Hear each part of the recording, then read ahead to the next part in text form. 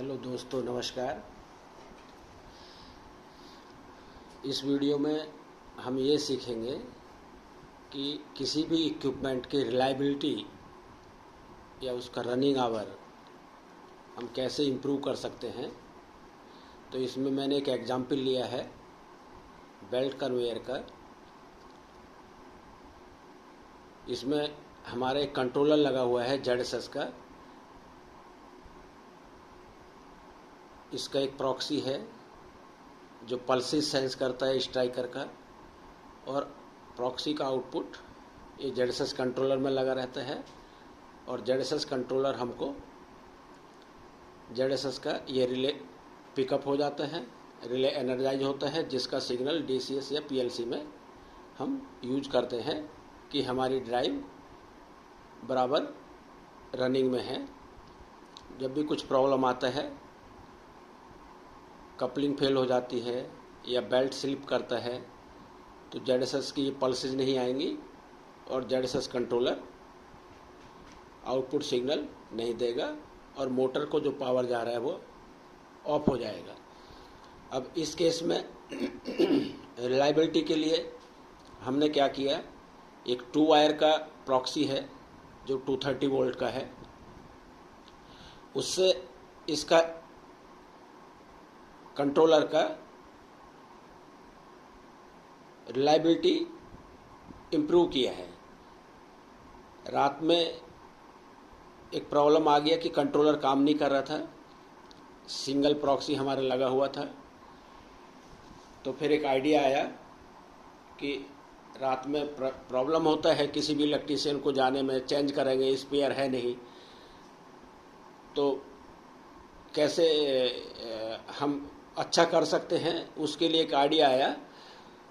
Idea ये है कि 2 वायर का प्रॉक्सी एक हमने और फील्ड में माउंट कर दिया, और इसका जो 2 वायर है, ये जो रिले का कांटेक्ट है उसके पैरेलल हमने इसको दे दिया है। तो अब सपोज हमारा प्रॉक्सी काम नहीं करता है, कंट्रोलर में कुछ प्रॉब्लम आ जाता है, तो हमारा बेल्ट इसको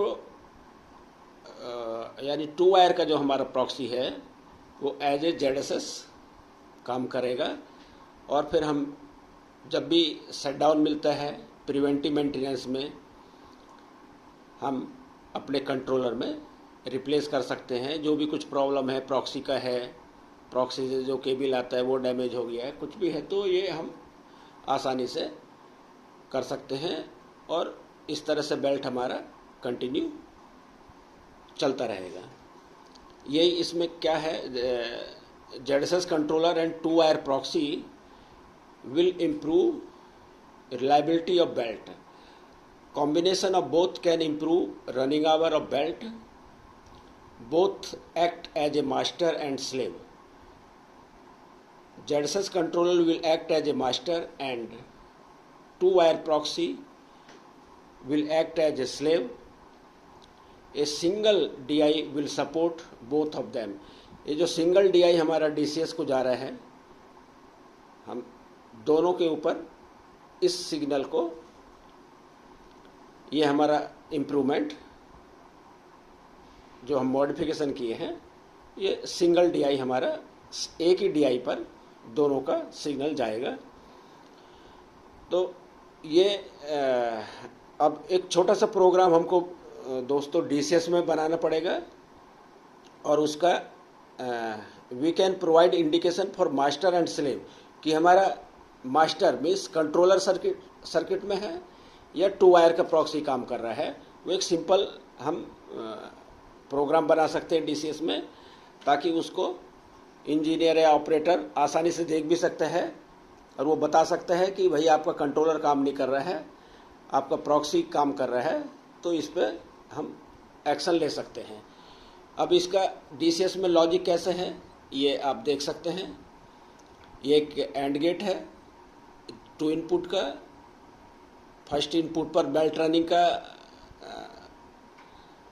सिग्नल हमने कनेक्ट किया है, और नंबर 2 पिन पर जो ZSS का DI हमारा आ रहा है उसका कनेक्शन दे दिया है।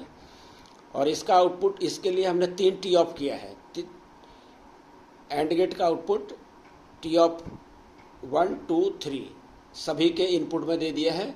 ये जो सेकंड नंबर है हम यहाँ पर इसको इन्वर्ट कर देते हैं और टाइम रख दिया हमने 8 सेकंड, क्योंकि हमको 6 सेकंड में, जब स्लेव काम करता है तो 6 सेकंड में पल्स मिलता है। तो ये जो दोनों टी ऑफ है ये स्लेव को ऑब्जर्व करेगा और एंड गेट का ये आउटपुट 1 एक और गेट में कनेक्ट कर दिया है। ये देख सकते हैं, ये नीचे वाला जो पॉइंट है, नीचे वाला पॉइंट हमारा एंड गेट का है, यानी स्लेव का आउटपुट है। और जब हमारा कंट्रोलर का आउटपुट आएगा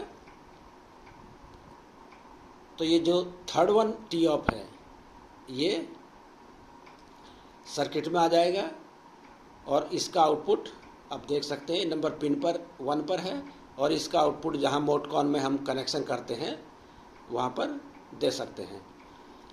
तो ये सिंपल लॉजिक हमको बनाना पड़ेगा, तभी हमारा ये 2 वायर का जो प्रॉक्सी है ये हमारा काम करेगा। थैंक यू दोस्तों।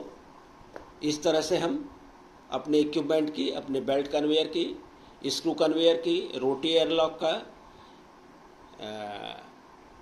रिलायबिलिटी इंप्रूव कर सकते हैं और प्लांट का MTBF इंप्रूव कर सकते हैं।